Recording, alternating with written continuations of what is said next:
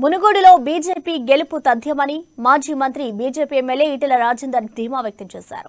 ఇవాళ రాజగోపాల్ రెడ్డి అభ్యర్థిత్వం ఖరారు కావడంతో బీజేపీ శ్రేణులు మరింత ఉత్సాహంతో పనిచేస్తున్నారని చెప్పారు.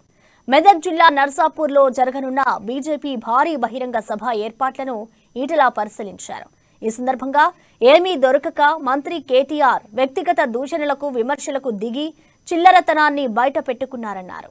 నియోజకవర్గం నుంచి పక్కకి ఉన్నటువంటి పటంచెరు కాన్స్టిట్యూన్సీ, అదేవిధంగా గజ్వేల్ నియోజకవర్గం నుంచి, సంగారెడ్డి నియోజకవర్గం నుంచి, నారాయణఖేడ్ నియోజకవర్గం నుంచి, అనేక నియోజకవర్గాల నుంచి కూడా వందలాది మంది నాయకులు, కార్యకర్తలు భారతీయ జనతా పార్టీలో జాయిన్ కాబోతున్నారు. ఈ జాయినింగ్ భూపేందర్ యాదవ్ గారి నర్సాపూర్కు 3 గంటలకు చేరుకుంటారు. అక్కడి నుంచి సైకిల్ మోటార్ యాత్ర చేసి 3 గంటలకు సైకిల్ మోటార్ యాత్ర మొదలై 3:30